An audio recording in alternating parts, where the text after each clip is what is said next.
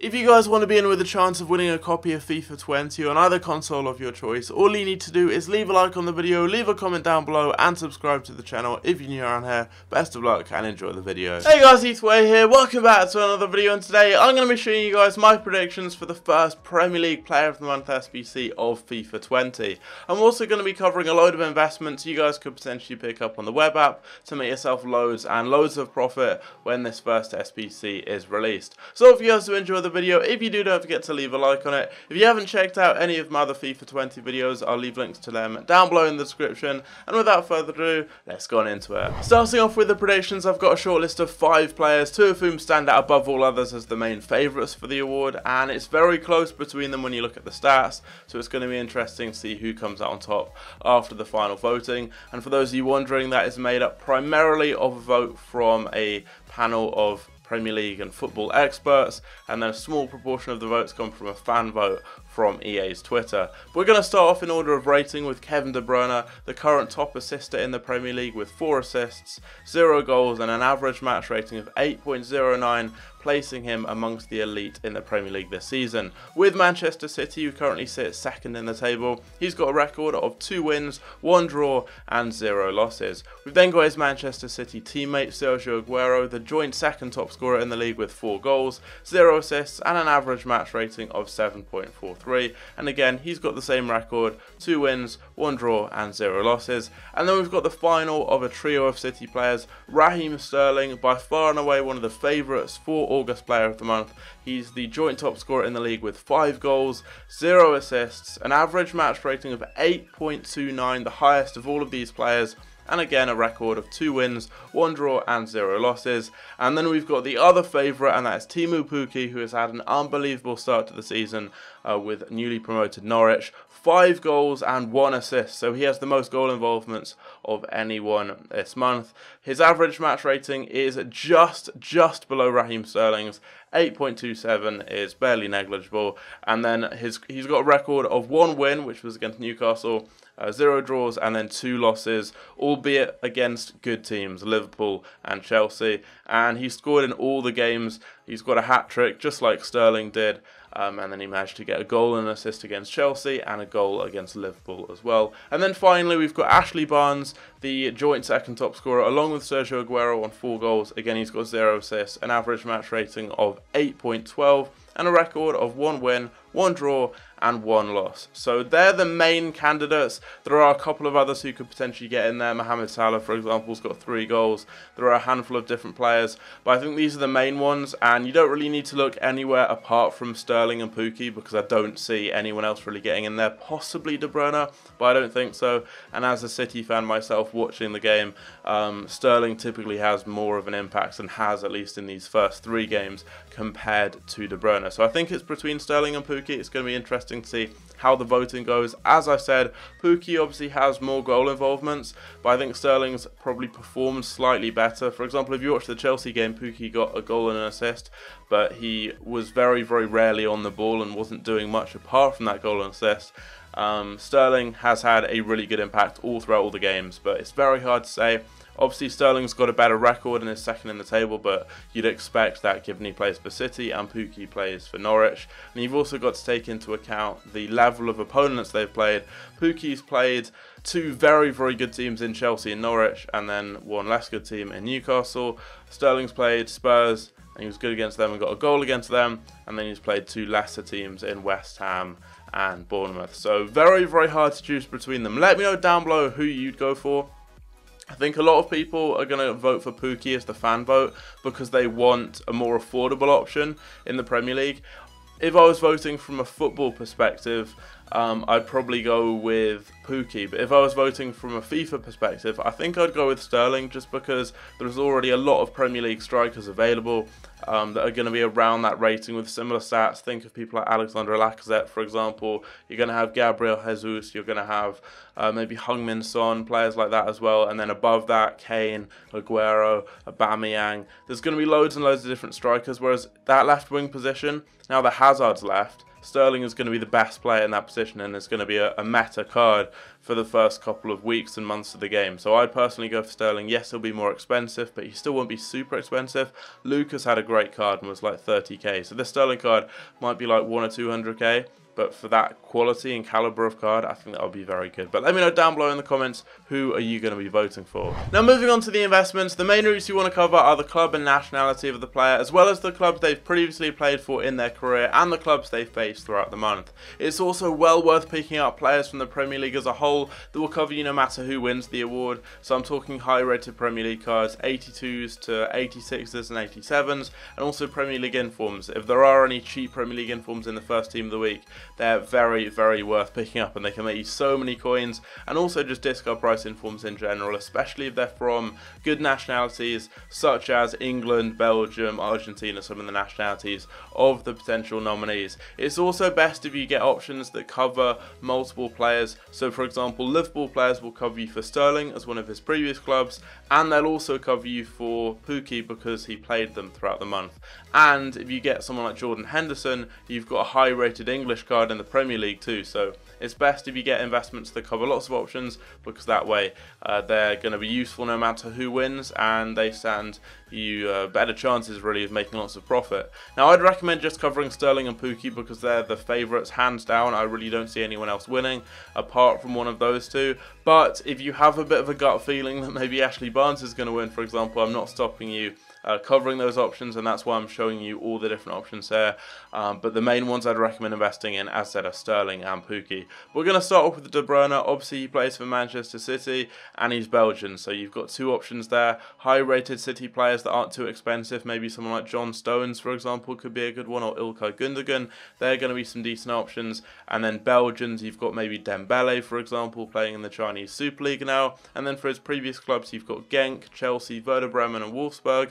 And he faced West Ham, Spurs and Bournemouth throughout the month. Now those three clubs are the same for De Bruyne, Agero and Sterling, so they're all really good ones to get players from. And if you get higher rated cards, if you get some English cards as well, you're going to be covering more options. So for example, you could get someone like Eric Dyer, for example.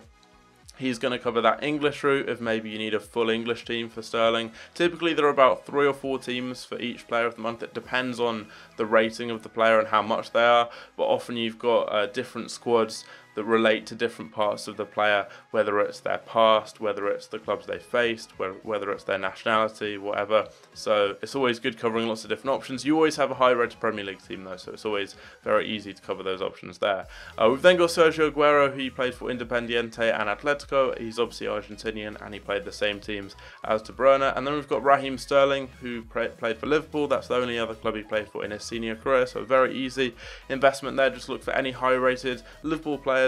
Someone like Joel Matip, for example, Jordan Henderson, Gini Wijnaldum. Those types of players are going to be fairly cheap, and they're going to stand you in good stead when it comes to making lots of profit. And if you get English cards like Jordan Henderson, for example, maybe someone like Joe Gomez, some cheaper cards there, you're going to be good. Also, you could get maybe someone like Divock Origi, who's going to cover you for De Bruyne, if that's an option you want to go down. And bear in mind, those Liverpool players are going to stand you in good stead with Pukki as well, because it's one of the clubs he faced. So no matter who wins out of the two, you're going to be making coins. Obviously, he's English, so that's an easy route to cover, and he played the same teams as the previous two players. Now moving on to Pukki, he played a lot of teams, or played for a lot of teams I should say. Sevilla, HJK Helsinki, who I believe are on FIFA, Schalke, Celtic and Brondby. So all of those teams there, go and pick up a couple of players from them.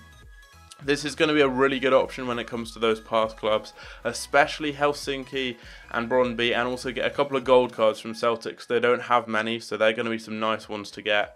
And these are the types of cards that I'd recommend picking up a lot of, selling maybe like 60-70% of them in the hype, so you make guaranteed profit, and then keeping a few in case those cards are required. It's really up to you when you sell any of the investments I'm going to show you in this video, but selling in the hype is the easiest way of making guaranteed profit without any risk. But as I said, it is completely up to you. If you hold them a little bit longer until the SBC is released, if they are required, they're probably going to go for more, but if they're not required, they're going to drop down they're going to crash and you're going to lose coins. Now he's Finnish, so that's a really good option to cover as well. There aren't many high-rated Finnish players, but someone like Fredecki, for example, who plays in the Bundesliga, is a good one to go and get. And you've got a couple of other Finnish players. I'm not entirely sure off the top of my head of any other high-rated cards, but if you go and check, you'll be able to find a few. I think there's Moy Sander as well, who plays for Werder Bremen. And if you think about it, Werder Bremen also covers a previous club for De Bruyne, so you're killing two birds with one stone there. So that's another one, but yeah, go and look up just some cheap Finnish gold cards, pick up a few of them, and if Pukki wins, I almost guarantee you'll need a team with maybe like 3 or 4 Finnish players and an 80 rating overall, or maybe a full Finnish team with like a 75 rating or something like that. So it's definitely some very, very good investments to pick up. And he played against Liverpool, Newcastle and Chelsea. So again, you've got Liverpool, Sterling used to play for them. You can get different investments there covering lots of options. You've got Newcastle, you could get some English players from Newcastle, maybe Lascelles or someone. Although it's a lower rated card, he probably won't really go up that much anyway. Chelsea, you've got English players there. Mount, for example, and Barkley could be some good ones that will cover you for Sterling as well. And then finally, we've got Ashley Barnes. He plays for Burnley, obviously, right now. I'm not sure why I've put them down as one of his previous clubs. And he used to play for Brighton and Plymouth Argyle as well. He is Austrian for some reason. I swear he's English. If you listen to him, he sounds English. But I think he represents Austria at international level.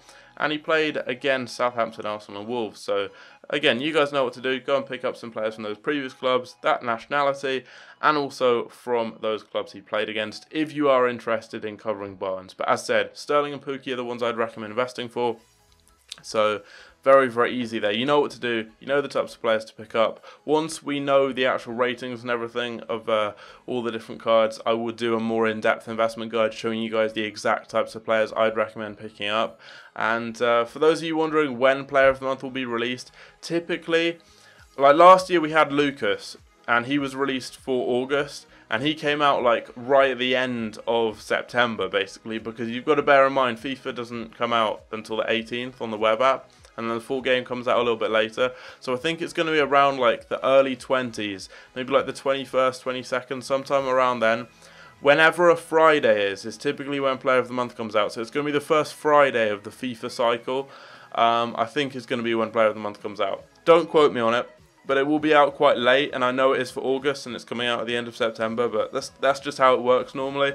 When FIFA's fully released and it's all going in the normal cycle, it typically comes out like at the end of the first week of the month, so we'll see September Player of the Month come out around like the 8th or 9th of, not of September, of October. So yeah, that is when we're going to see the next Player of the Month after this, but yeah, it's going to come out fairly late in September. We're going to have an SBC that should be quite cheap. Like Lucas last year had a really good card and he was like 30k, just because no one has coins at the beginning, so they don't make them really, really expensive. If Pukki wins, it will literally be like a 20 or 30k SBC, I imagine. You might just have like 2 teams, a Finnish team and a Norwich team or something, like a low rated Premier League team, something like that. If Sterling wins, expect it to be maybe like 200k or so. If Barnes wins, it will probably be like 20k.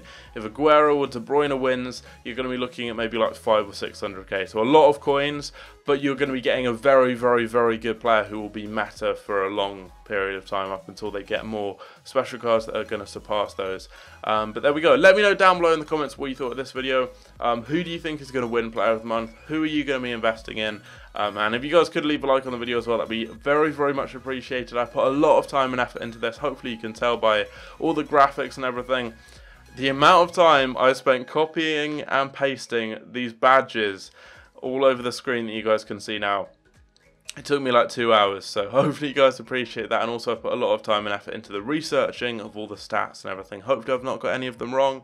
That would be annoying. Yeah, hopefully this video does help you guys out. I know I did one last year that was fairly similar and you guys showed some good support on that one. Recently, I know I keep saying it all the time, mainly to get these videos to the 10-minute mark, but the support on the channel recently has been amazing. And I'm not just saying, I'm saying that as a joke as well. I am genuinely very, very appreciative of the support recently. It's been crazy. My channel was in the bin like last month. I was getting under 1,000 views per video, and now I've banged like 10k views on most videos recently. And subscribers and likes and everything's going up. I literally had about a month of losing subs every day, and I've gained like 2.5 to 3k in the past week, which is crazy. So yeah, as I said, thank you guys very, very much. It's very hot right now and my lights are on here. I'm sweating buckets, so I'm going to go and end the video off, and I'm going to go and make a sweet potato and lentil curry. So I'll see you guys later. Take care.